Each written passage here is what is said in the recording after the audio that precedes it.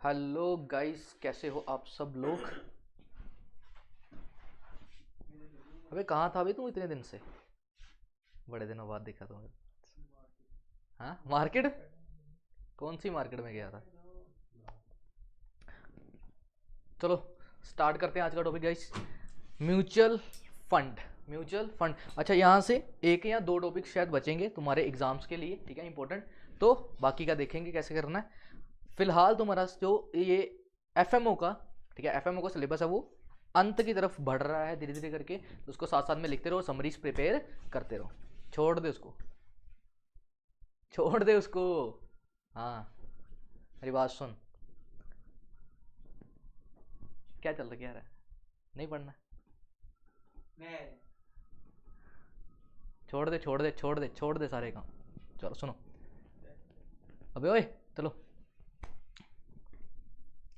अच्छा, एक बात बताऊं तुम लोगों को, तेरे लिए स्पेशल है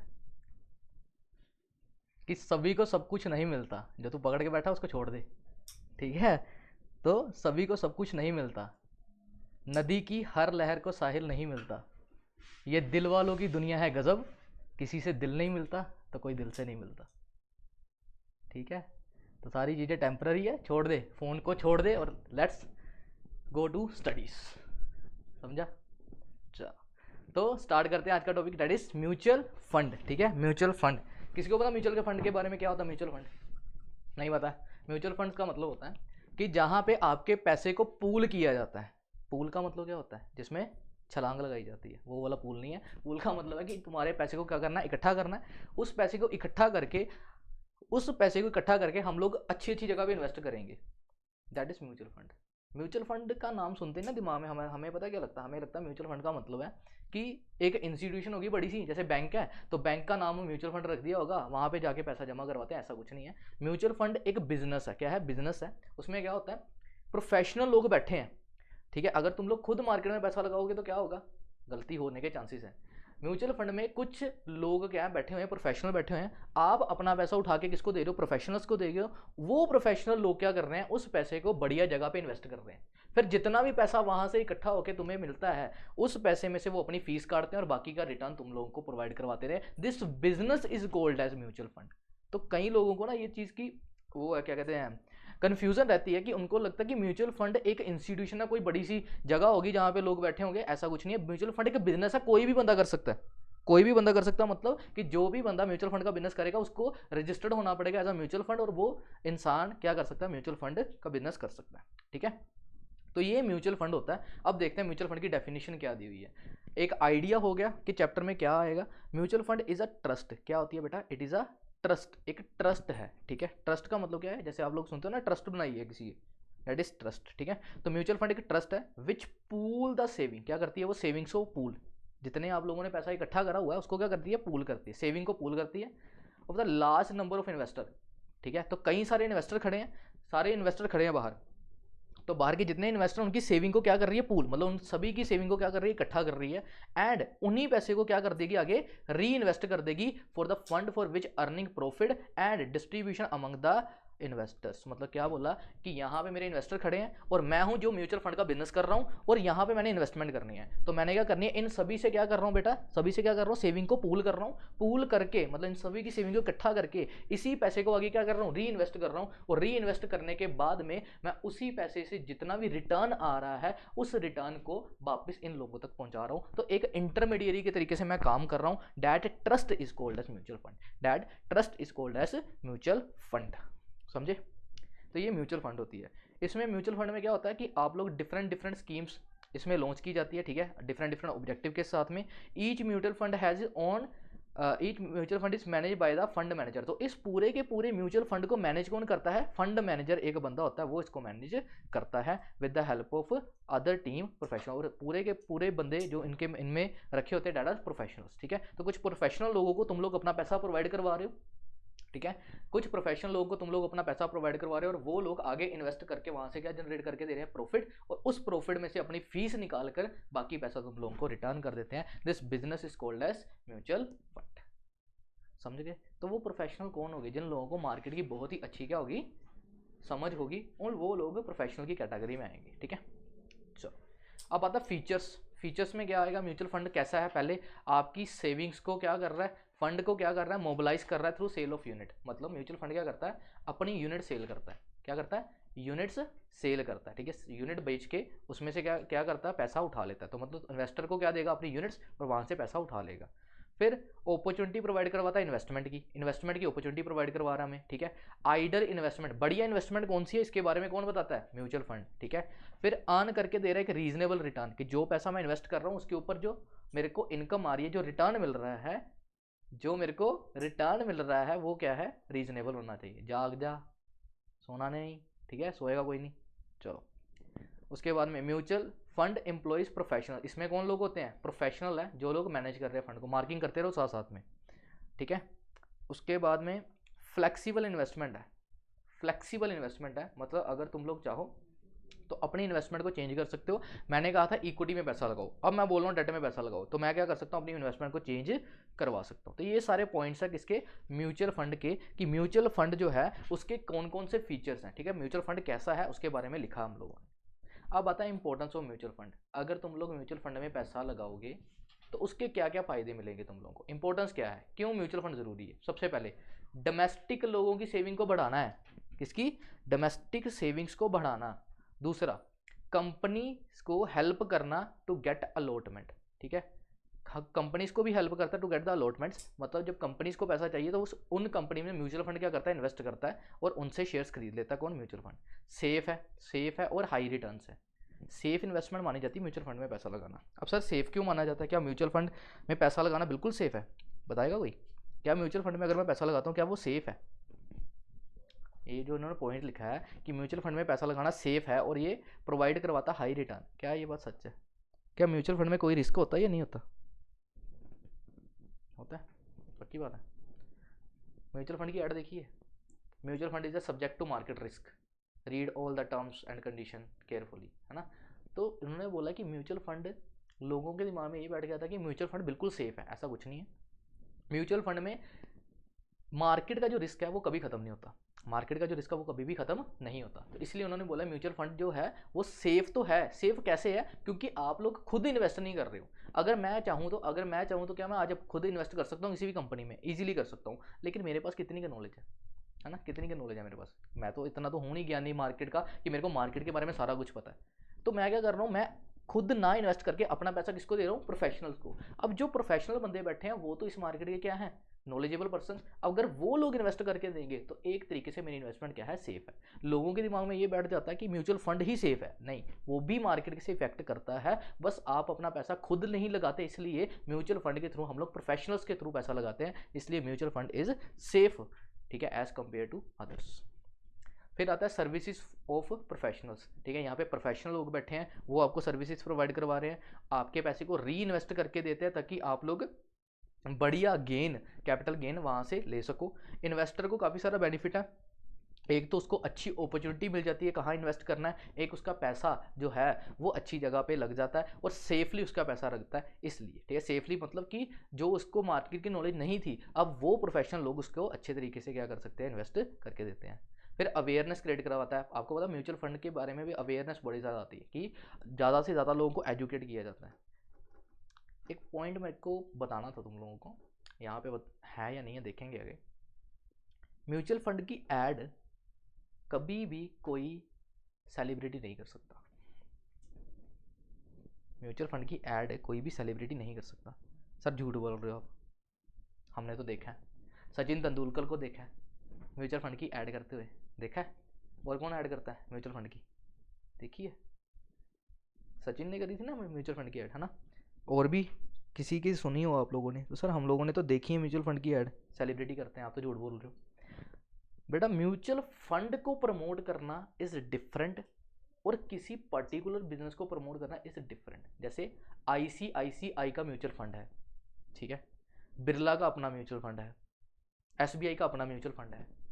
जब सचिन ने ऐड करी थी तब उन्होंने किसी पर्टिकुलर म्यूचुअल फंड को प्रमोट नहीं करा था, उन्होंने ओवरऑल म्यूचुअल फंड के बिजनेस को प्रमोट करा था। इन्होंने बोला कि हम लोग किसी पर्टिकुलर बिजनेस का, ये नहीं बोलेगा कोई भी आके आईसीआईसीआई का म्यूचुअल फंड अच्छा है उसमें इन्वेस्ट कर दो, नहीं बोलेगा कोई भी। एसबीआई का म्यूचुअल फंड अच्छा है उसमें प्रमोट कर वो पैसा लगा दो, नहीं बोलेगा कोई भी। ओवरऑल बोलेंगे तो ये बोलेंगे कि म्यूचुअल फंड अच्छा है, उसमें पैसा इन्वेस्ट करो।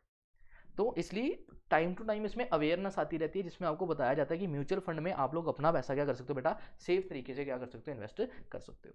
तो अवेयरनेस आती रहती है। फिर अट्रैक्ट करता है ये फॉरेन इन्वेस्टमेंट को, फॉरेन के लोग से म्यूचुअल फंड के थ्रू पैसा इन्वेस्ट करते हैं।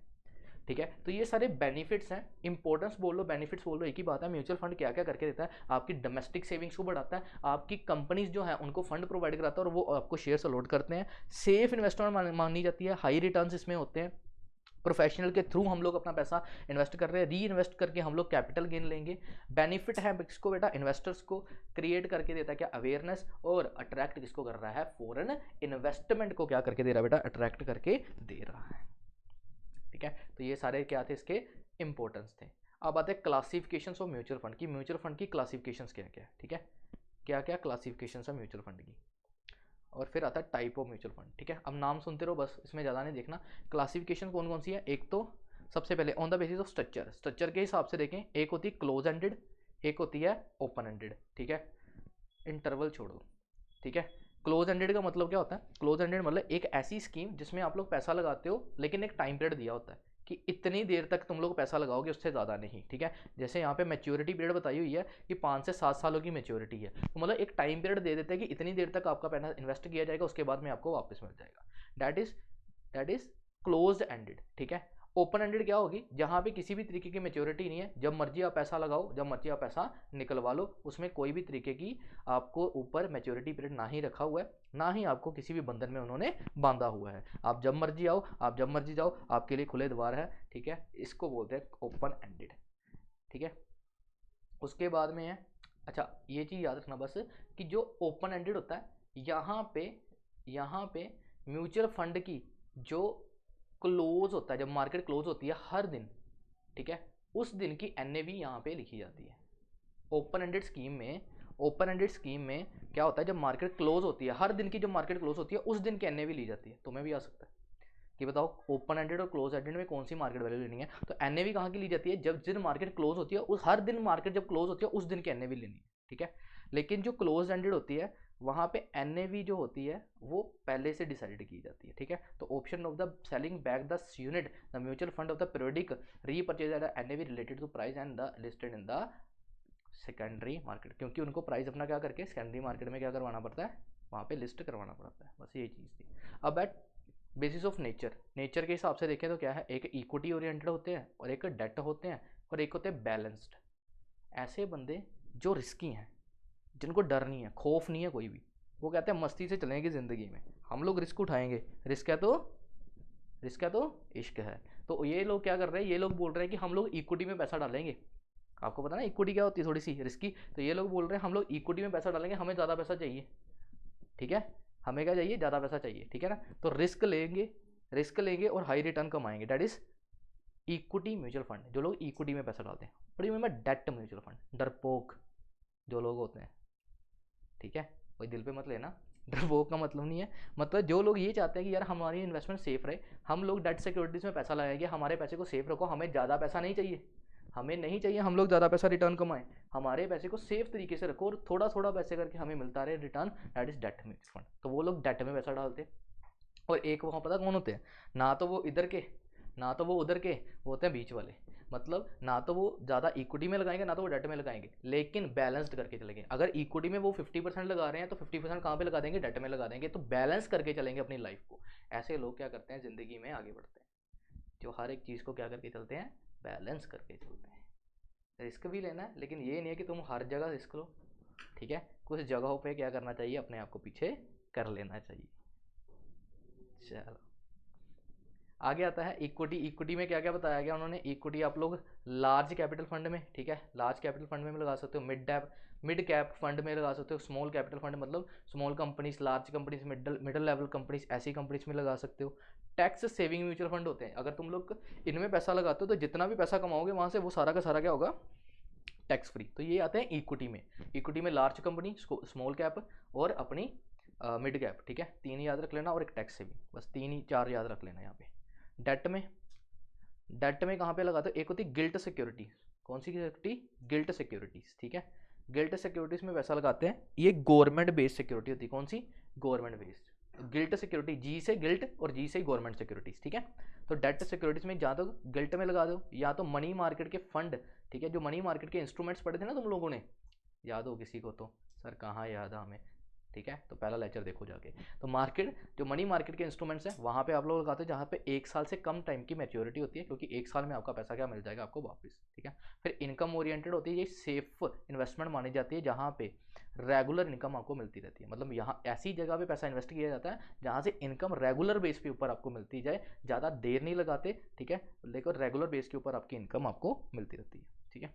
तो ये थे डेट वाले, ठीक है। इक्विटी में कौन से याद रखोगे, एक तो mid cap, large cap, small cap, tax savings. और डेट में क्या याद रखोगे, गिल्ट सिक्योरिटीज में पैसा लगा दिया, मनी मार्केट के इंस्ट्रूमेंट्स में पैसा लगा दिया और लास्ट में इनकम फंड में पैसा लगा दिया। फिर आते हैं बैलेंस वाले, जो कॉम्बिनेशन लेते हैं किसका, स्टॉक्स का भी, बॉन्ड्स का भी, ठीक है, शॉर्ट टर्म बॉन्ड्स हो गए, शॉर्ट टर्म सिक्योरिटीज होगी, ऐसे में पैसा लगाते हैं ताकि बैलेंस करके चले, तो उनको क्या बोलते हैं, बैलेंस फंड बोलते हैं, ठीक है।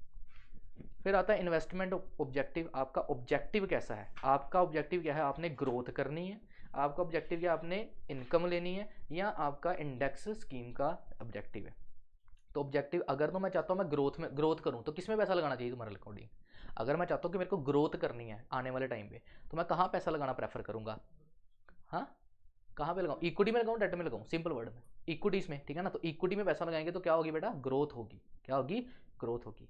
अगर मैं चाहता हूँ कि मेरे को रेगुलर इनकम मिले, मेरे को कोई ग्रोथ नहीं करनी, मेरे को नहीं चाहिए ज़्यादा पैसा, मेरे को थोड़ा पैसा मिले लेकिन रेगुलर पैसा मिले, क्या चाहते हैं, रेगुलर पैसा मिले, तो मैं कहाँ पे पैसा लगाऊंगा फिर, डेट में, यहाँ पे डेट में या बॉन्ड्स में, यहाँ पे पैसा लगाऊंगा, ठीक है। और अगर इंडेक्स म्यूचुअल फंड, वैसे इसको पढ़ने का कोई ज़्यादा है नहीं सेंस, बस इतना याद रखो, दो आपको मैंने मार्केट बताई थी ना, कि स्टॉक एक्सचेंज बताए थे तुम लोगों को, ठीक है, यहाँ पे लिख रहा हूँ साइड पे।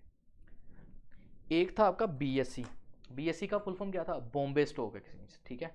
एक है एनएसई, एनएसई का फुल फॉर्म क्या है, नेशनल स्टॉक एक्सचेंज। ये दो ऐसे स्टॉक एक्सचेंज हैं जहां पर आप लोग अपनी ट्रेडिंग कर सकते हो, जिनका नेशन वाइड ट्रेडिंग टर्मिनल है। क्या बोला मैंने, नेशन वाइड ट्रेडिंग टर्मिनल। असर क्या होता है ये, आप लोग भारत में जहां मर्जी बैठ के इन दो स्टॉक एक्सचेंज के ऊपर बैठ आपको क्या कर सकते हो, ट्रेडिंग कर सकते हो कहीं पर भी बैठ के, ठीक है। तो आज शेयर बाय करने सेल करने इन स्टॉक एक्सचेंज में से कहीं पर भी बैठ के क्या कर सकते हो, आप लोग ट्रेडिंग कर सकते हो। अब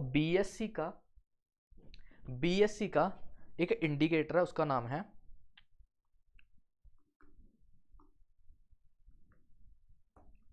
सेंसेक्स, ठीक है। और एनएससी का एक इंडिकेटर है, उसका नाम है निफ्टी, ठीक है। ये दो इंडिकेटर है, बीएससी और एनएससी दो स्टॉक एक्सचेंज है। बीएससी ऊपर जा रहा है या नीचे आ रहा है इसको बताता है सेंसेक्स, एनएससी ऊपर जा रहा है या नीचे आ रहा है इसको बताता है निफ्टी। निफ्टी को प्यार से बोलते हैं निफ्टी 50, क्या बोलते हैं, निफ्टी 50। और बी सेंसेक्स का कोई दूसरा नाम नहीं है, लेकिन इसमें 30 सिक्योरिटीज होती हैं, कितनी, 30 सिक्योरिटी, टॉप 30 सिक्योरिटीज होती हैं। तो बीएससी में उन्होंने बोला कि अगर बीएससी ऊपर जा रहा है तो इसमें टॉप 30 सेक्टर ऊपर होंगे, ठीक है। और अगर एनएससी ऊपर जा रहा है इसमें टॉप 50 सेक्टर्स ऊपर होंगे। इनको बोलते हैं, इन दोनों को बोलते हैं इंडेक्सेस, एनएससी का निफ्टी और बीएससी का सेंसेक्स, इनको बोलते हैं इंडेक्स। इंडेक्स का मतलब क्या होता है, जो तुम्हें पूरा का पूरा स्टॉक एक्सचेंज के बारे में इंफॉर्मेशन देता है। तो अगर मैं इन दोनों इंडेक्सेस में पैसा लगा रहा हूँ ना, इनमें अगर हम लोग क्या कर रहे हैं, ट्रेड कर रहे हैं, यहाँ पे हम लोग अगर पैसा डाल रहे हैं, दैट इज इंडेक्स स्कीम। क्या, कौन सी स्कीम, इंडेक्स स्कीम। याद रहेगा तो ठीक है, नहीं रहेगा तो दो भी याद रखोगे तो हो जाएगा तुम्हारा काम, ठीक है। चलो, फिर international mutual fund, regional mutual fund. अगर आप लोग बाहर की सिक्योरिटीज में पैसा लगा रहे हो दैट इज इंटरनेशनल, और अगर तुम लोग रीजनल अपने डोमेस्टिक एरिया में रह के एक पर्टिकुलर ज्योग्राफिकल एरिया में रह के अगर इन्वेस्ट करोगे हो that is regional mutual fund. तो इतने तरीके के म्यूचुअल फंड है, समझ लग गया कितने तरीके के म्यूचुअल फंड है, तो 4 तरीके के म्यूचुअल फंड्स हैं, ठीक है बेटा। अब बेनिफिट्स आ गए। अब देखो, इसको पढ़ने की जरूरत नहीं पड़ेगी तुम लोगों को, अगर तुम लोगों ने अभी तक अच्छे से सुना है तो देखो क्या क्या करता है। एक म्यूचुअल फंड मुझे क्या क्या करके दे रहा है, डाइवर्सिफिकेशन ऑफ फंड, अपने फंड को अलग अलग जगह पे पैसे लगाना। देखा ना अभी, इक्विटी में लगा सकते हो, डेट में लगा सकते हो, बॉन्ड्स में लगा सकते हो, कहाँ कहाँ पे लगा सकते हो। तो तुम्हारे फंड को डाइवर्सिफाई करके देता है। स्मॉल इन्वेस्टमेंट, ठीक है, 500 रुपये से तुम लोग म्यूचुअल फंड में इन्वेस्ट करना स्टार्ट कर सकते हो, याद है आती है ना स्कीम्स, तो आप लोग 100 रुपये से भी स्टार्ट कर सकते हो, 100 रुपीज़ से भी कहीं से भी म्यूचुअल फंड स्टार्ट हो जाता है, स्मॉल स्मॉल इन्वेस्टमेंट से भी आप लोग इन्वेस्ट कर सकते हो। फिर प्रोफेशनली मैनेज है, प्रोफेशनल लोग इसमें बैठे हैं, ठीक है। रिस्क स्प्रेड हो जाता है, कम हो जाता है, लेकिन रिस्क कभी खत्म नहीं होता। रिस्क क्या हो जाता है, कम हो जाता है, लेकिन रिस्क कभी खत्म नहीं होता, ठीक है। उसके बाद में ट्रांसपेरेंसी है, क्या है बेटा, ट्रांसपेरेंसी है, ठीक है। ट्रांसपेरेंसी का मतलब क्या होता है कि हर जगह ट्रांसपेरेंट काम चल रहा है, जो भी कुछ होगा, जितनी भी कॉस्ट कटेगी, जितना भी वो पैसा काट के देंगे, वो आपको बताया जाएगा कि कितनी उन्होंने अपनी कमीशन रखी है। लिक्विडिटी है, कभी भी बेच सकते हो, कभी भी खरीद सकते हो। चॉइस है तुम्हारी कहाँ पे पैसा लगाना है, कहाँ पे नहीं लगाना है, मतलब डेट में लगाना है, जहाँ पे बोलोगे वो लोग वहीं पे पैसा लगा देंगे। रेगुलेशन, इसके ऊपर सेबी बैठा हुआ है, कौन बैठा हुआ है, सेबी, जो इसको पूरा क्या करता है, रेगुलेट करता है। ट्रांजैक्शन कॉस्ट कम है, ट्रांजैक्शन कॉस्ट का मतलब है जो प्रोफेशनल बंदे बैठे हैं बीच में, वो तुम्हारे से बहुत ही कम कॉस्ट क्या करते हैं, लेते हैं, और बाकी का पैसा तुम लोगों को वापस कर देते हैं।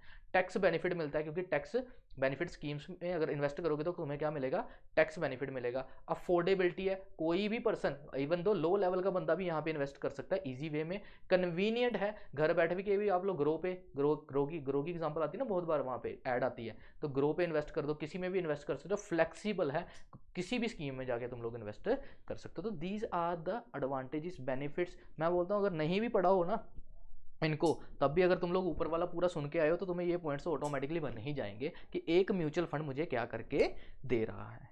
Done guys. तो ये थे बेनिफिट्स ऑफ म्यूचुअल फंड्स। तो यहाँ पे म्यूचुअल फंड हो जाता है खत्म, ठीक है बेटा। तो यहाँ पे क्या क्या पढ़ा, एक तो इंपॉर्टेंट क्या है मैं बता दूँ यहाँ पे, एक तो तुम्हारे बेनिफिट्स इंपॉर्टेंट है और एक तुम्हारे टाइप्स इंपॉर्टेंट है।